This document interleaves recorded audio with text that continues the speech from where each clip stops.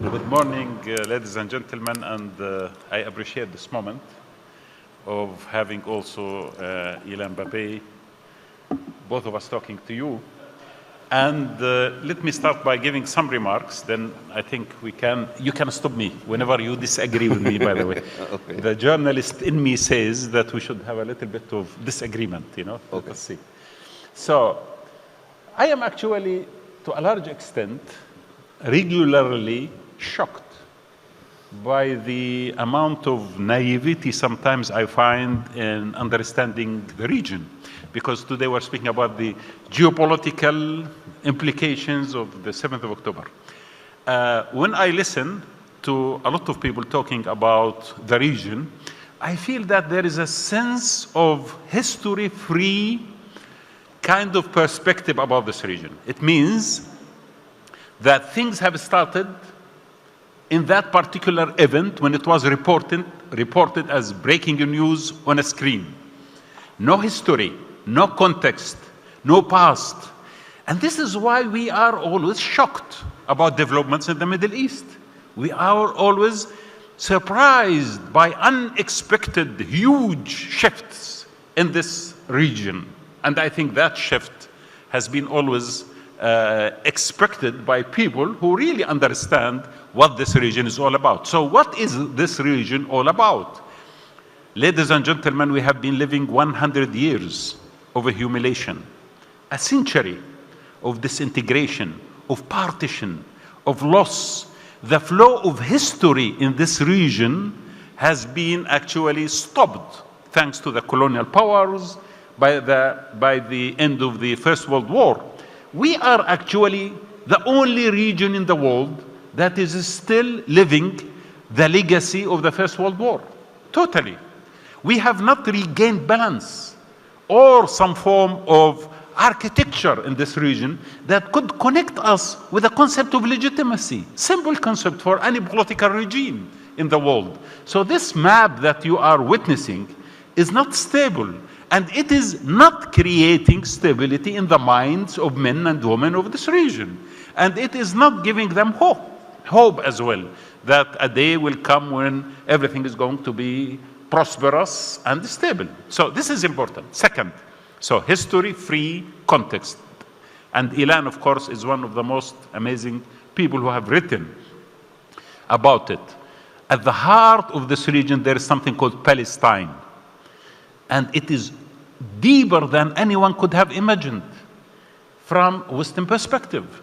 This is, I remember one day, I had a conversation with a very important general of the American forces in Iraq when I was covering the war in Iraq, and he was shocked by demonstrations in Fallujah in support of Palestine, just in July 2003. And then he came to visit us in the office of Al Jazeera at that time, and he said, I cannot understand what's happening to the people, why they are not concerned about themselves. We came here to bring them democracy, and we are going to establish civilization in this land. And these people are only concerned talking to us about Palestine. What the hell is happening here? I said, sir, there is something called civilization, and there is something called dignity and karama, and there is something called occupation, and there is amazing depth of history in every human being of us. History in this region is the future, not only the past. This is why you need to take into consideration all of the above. I start talking this logic. Then he interrupted me and he said, you know what? I acknowledge what you say, but I cannot understand it.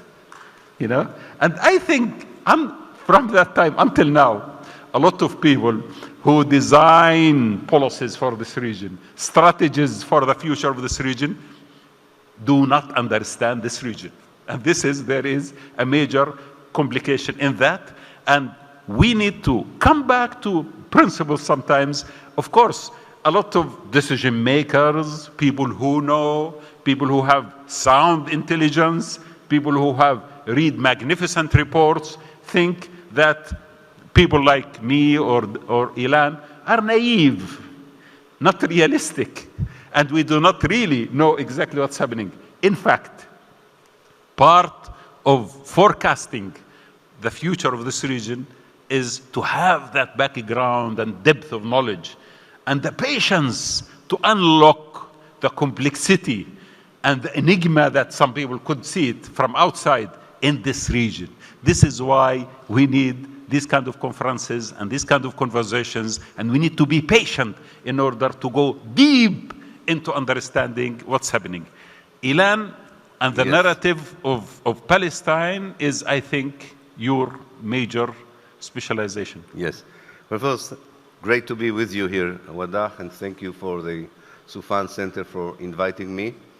I want to say, first of all, that you're absolutely right about the dehistorization, the decontextualization of the analysis that we hear about the problems either in Israel and Palestine or in the Middle East.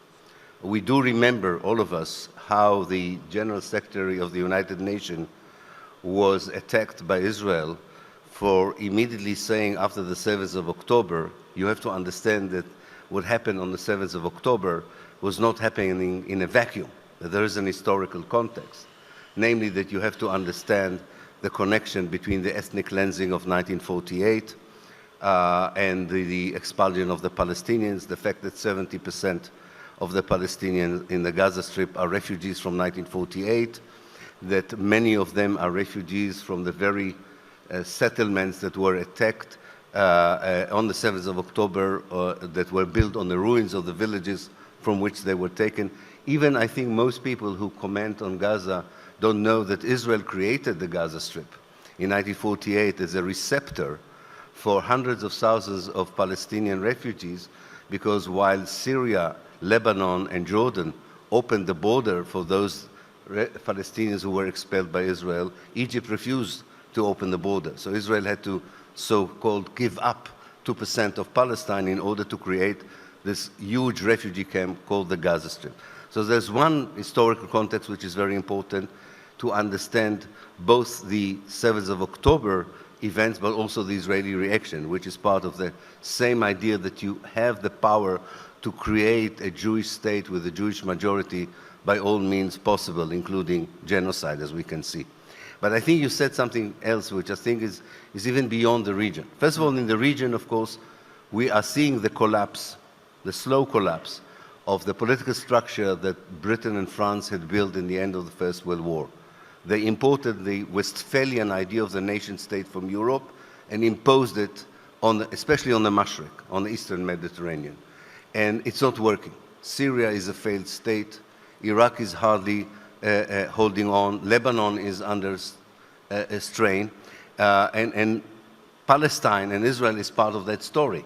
Part of that story of creating a political structure that was imported from the West and does not fit the mosaic of communities, the history, the civilization of the place.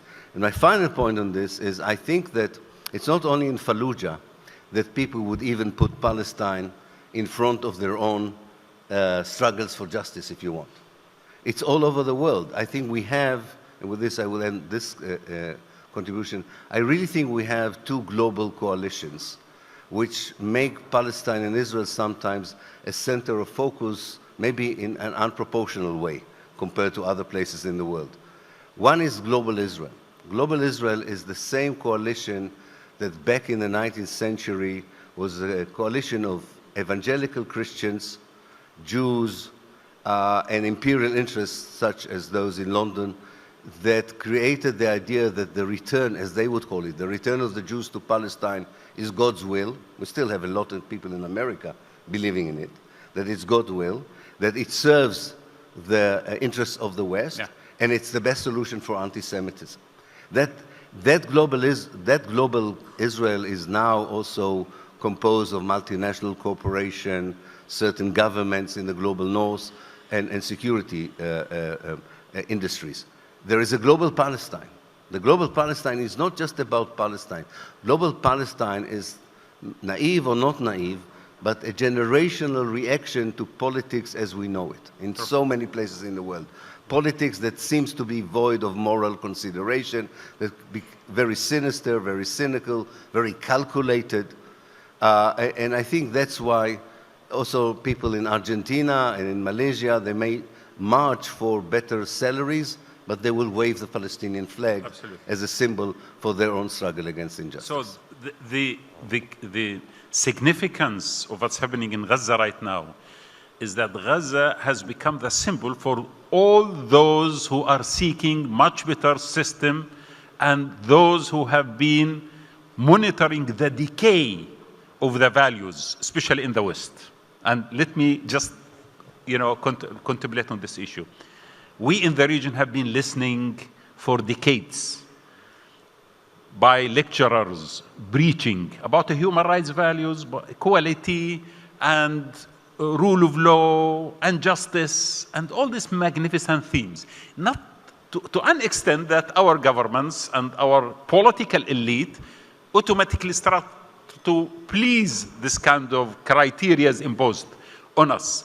Now, when I look around and I see that these values are actually totally collapsed in front of a genocide taking place in Gaza, where most of the political elite in the West are, in fact, complicit in this genocide, and I see that the political elite is trying their best to destroy the same system that they created, from the International Court of Justice to International Criminal Court to any rule or any law, then eventually I don't expect in the future anyone to come and breach us about the above mentioned values, because this is a defining moment in the relationship between the global South and the global North, in my opinion.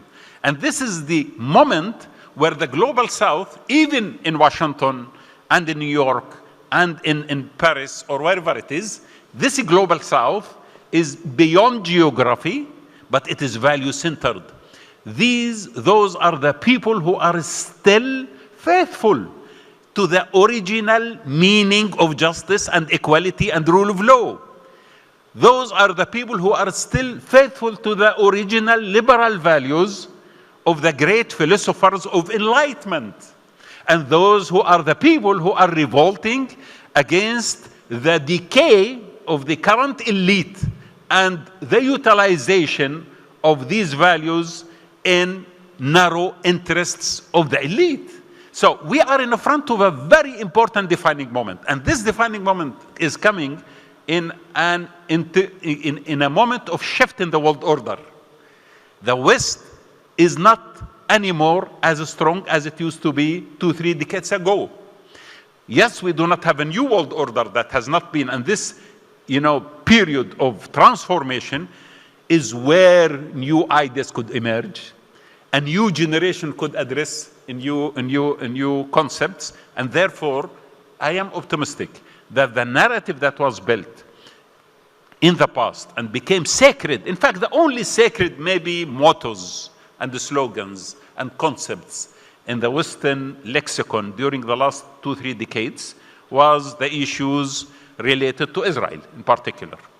But today I see more and more people, especially the new generation, challenging that kind of sacred status and try to see reality as it is, moving away from being ideological into being logical. Simple. If you leave ideology and you start look at reality as it is and ask simple questions, people are dead. People are killed in front of your eyes. You don't need to ideologize that. It's very easy. It's very simple. It doesn't need philosophers. It doesn't need great artists to design. It is extremely simple and easy. Once you fail to see that, you need to question your morals. You need to question your ideological stance. You need to see something different. So, Ilan, we are seeing this shift in the narrative. But what is the new? If we are moving away from the past into something new, what is that new? How can we perceive it? I think you have been advocating for some time now the concept of one-state solution. Yeah, that's right. And it's a very interesting concept. Maybe it is good to have a conversation on it and to disagree sometimes, because as I told you, I am here also to disagree a little bit, to give a little bit of excitement to the show, Let's try. I think that we are talking about two interconnected possible scenarios. One relates to Israel and Palestine, and one relates to the neighboring states. And I think they are organically connected. I think there's a tendency sometimes to talk about the solution for Israel and Palestine and disconnect it from the future of Syria, Lebanon, and Jordan, particularly these three countries, that during the Ottoman period were actually organically one political entity. And I think in that respect, you have two parallel processes that can take place or should take place. They might not take place because transformation or the decay of political structures that don't work, first of all, can be very long. I know it as an historian. Decay can be very long. There is a moment of fall. There is the final blast of collapse. But until that happens, it can be a very long process. And it is not always replaced by what you want it to be replaced with, because there's a vacuum, and if the vacuum is not filled by more positive forces, you can continue the chaos for a very long period. So let's talk first of Israel and Palestine. It's very clear that the two-state solution is dead. I think the body of the two-state solution has been in the morgue for many years, but nobody dares to have a funeral for the two-state solution. I think it's time to have a funeral, to declare its death, and to say, let's talk about a different kind of political solution. 50 years, a powerful coalition in the West was pushing for that idea in the name of logic, in the name of common sense, and it didn't get us anywhere. Secondly, the way that Israel is going politically these days, it's not about a one-state or two-state. It's about how do you deal with a fanatic, messianic, theocratic Israel in the midst of the Arab world. So the only way is really to go back to the values, by the way, that the Palestinians always demanded during the time of the British rule, when the Ottoman period came to an end. Palestinians always demanded to respect the principle of majority, democracy, let the majority of the people decide what kind of state they want to have, and self-determination, Now, of course, 3 generations after the Jewish settlers arrived, you have to incorporate them in this new Palestine, if you want. But the main principle that the two-state solution has always kept away from was the principle of equality. Yep. Equality, but also rectification of past evils that you can rectify. You cannot rectify everything. You cannot bring to life dead people, but you can allow refugees to return. So the one state is actually the principles that the Middle East was willing to take from the West in the end of the First World War, but in many cases, including the case of Palestine, were not implemented for all kinds of other interests. In this case, the Zionist interests.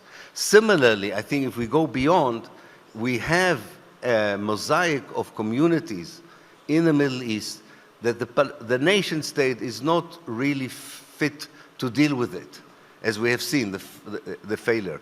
And I think that a reasonable, not idealistic, not an ideal, I'm sorry, a realistic political structure in Palestine based on equality that pushes away Jewish supremacy, Zionist ideologies of racism, and creates the beginning, at least, of a democratic structure for everyone who lives between the river and the sea, is something that would radiate and influence, I think, the rest of the Eastern Mediterranean, and hopefully would join together these ideas that you can decolonize a country, but you don't necessarily decolonize the people, which I think what brought the mini revolution in 2011, 2012. So I think there is hope, but we should be careful.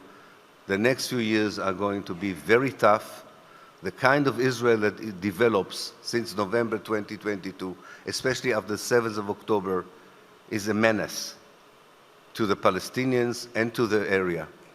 And there should be a global coalition that can stop it and tame it, because otherwise we will see another bloodshed after one cycle of bloodshed after the other, and we are always at the risk of having a regional war. But there's a way of stopping it. Yeah. But that means the West has to change its basic perceptions of what Israel does, what Israel is, and not to be afraid to talk about Zionism as an ideology that is problematic, about the need to have equality in Palestine, and to include Israel in the discussion which the world needs, the Arab world needs, on human rights and civil rights. The first book I read in English was Long Walk to Freedom for Nelson Mandela. And that led me to physically relocate to South Africa and live in South Africa 8 years, from 1994 until 2002. And during this period, I came across the whole transformation, and I was monitoring, observing, and trying to understand. In the back of my mind, always the Palestinian issue is, I see the future of Palestine when I was witnessing the transformation. Now, the narrative of South Africa, starting from the 60s up to 1994, went through all these kind of phases. There is no rosy decolonization. There is no easy transformation from an apartheid regime into a democratic, equal regime. So we do expect always to have this kind of issues. If we come and promise the people between the river and the sea, Palestinians, Muslims, Jews, Christians, that everything is going to be amazing and lovely and perfect, and today, tomorrow you will wake up to the most stable environment after all this bloodshed and separation, I think we are lying. Definitely, we have to struggle for it. And the South Africans did struggle for it. And thanks to someone like Nelson Mandela, who stood one day firm in jail and outside jail, insisting on the most important basics of human equality and justice for his people without compromising. In my opinion, there is a major problem within the Palestinian, narrative itself, Palestinian leadership, I mean, on the issue of defining that kind of sacred, stable, core issues that no one should give up. And most of us have been thinking of the ceiling of the Israeli Western conditions, and we work out underneath that. So the two-state solution was not born out of the Palestinian struggle. It was imposed on the Palestinian struggle, because that was actually the case when a lot of Arab countries and the West decided, okay, now we need to move on. I think what's happening right now in the Palestinian issue, and a lot of people cannot see this, that the Palestinian issue is moving away from the political elite to the people. The people of Palestine from 1987, from the first Intifada, took over the narrative. And therefore, everything could become possible when you go back to the original narrative itself. And I think what you are saying is true. I was born in Palestine myself. I know, I used to see Jewish neighbors in the city of Nablus, living with us. Friends and colleagues and neighbors who are Christians from various faiths living with us, and we have never ever felt any kind of separation, because this region is in fact a mosaic of cultures, languages, the mosaic of races, mosaic of creeds and ideologies. We have never had a problem. There is nothing called the concept of tolerance even, because it's not about tolerance. It's about us being as we are. This is the nature of this land. And I am very happy to see at this moment in time that young Jews in the universities of the West and young Jews across the world stand for justice in Palestine and refusing to be counted as complicit in this genocide taking place in Gaza. And this is a very important shift in our minds. And we need to embrace this kind of change and to support it with a new doctrine, a new paradigm of thinking that suits this kind of transformation. This is why when you speak about equality and justice and having Jewish society in Palestine, this is a very important concept, because everyone is talking about Jewish state. I don't think any state based on a religious exclusivity could survive. That's a historical fact. Now, I would respect a Jewish society. This is nothing wrong with it. We have Muslim society, we have Christian societies, we have Jewish societies. From Baghdad to Morocco, historically, that was the region. And we have that kind of authenticity in this region. We need to allow history to flow back in the region without imposing on it things that are interrupting the DNA of this region. And this concept that you are now discussing, in my opinion, is a major concept. Yes. Now, I do not accept to what extent, I mean, this is what you could explain to us. Would you describe this moment of transformation within the Jewish communities in the world as a defining step towards this solution? Right. I think there's even a wider context, because we have only 4 minutes, so yeah. I'll try and summarize it. I think that there are indicators for the failure of the Zionist project in Palestine, so to speak. Now, when I say indicators, it means that it's not necessarily good or bad things, but they are just definitely discernible.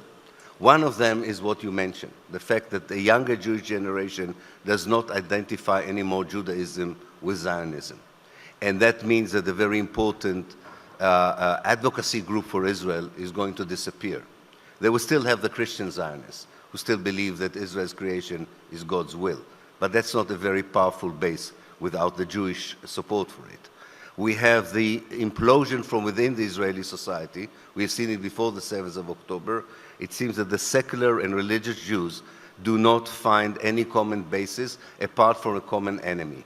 Again, this in the long run cannot hold a society together. Economically, without American aid, it seems that the Israeli economy, for the first time, is not holding on. It's not sustainable anymore without huge American help. Internationally, Israel is becoming a pariah state.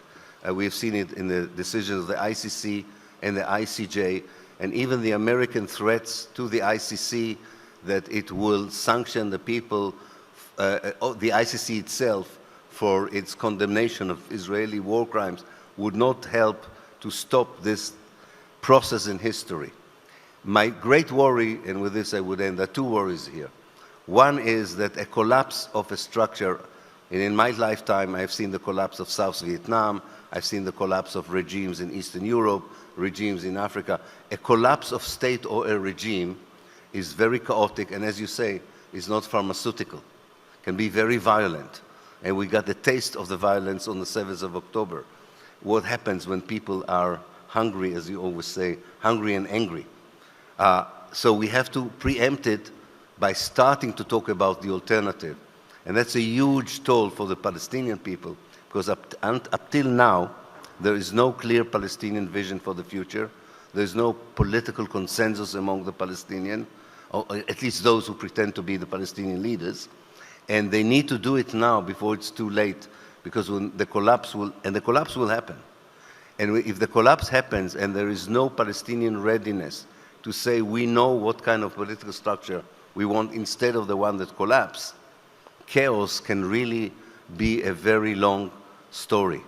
And I think it's great to see now that movements like the one-state movement that I belong to, that has Jews and Palestinians in it, understand the major role that Palestinians are leading, should lead the way, that the Palestinians should lead the way in thinking about the post-colonial Palestine, but they are also including the Jews in this conversation, because there are 8 million Jews in Palestine.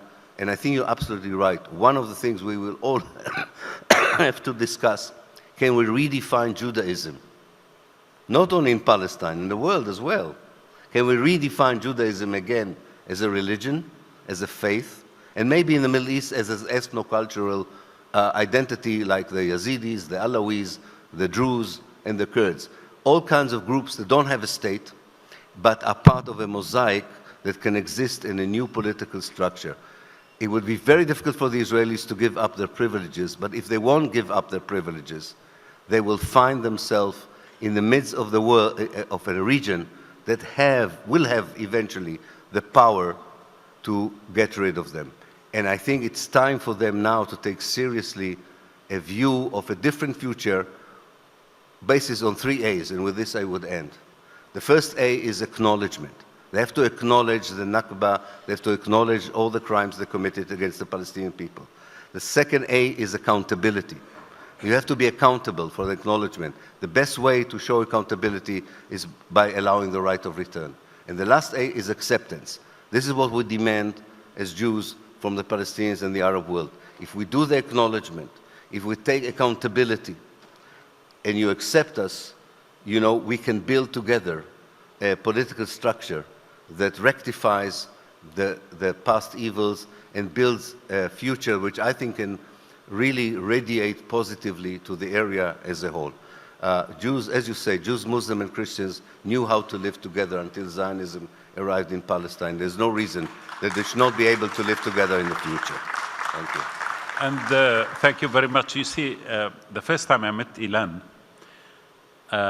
we had conversation, and we couldn't find anything to disagree upon but one issue. And since then, we are debating it intensively. I asked him, do you believe that the falafel is Palestinian or not? So maybe the one state will resolve this conflict, you know? Let's have the falafel as the final disagreement between Palestinians. But it is a very big Israelis. issue, by the way. Although our Egyptian friends start saying it is Egyptian. So maybe we can give it to them and get rid of the complication. I have to admit, the falafel in Egypt is tastier than the one in Palestine. So this I will disagree with you, definitely. Thank you very much. Okay, thank you. Thank you, Wadah. Thank you.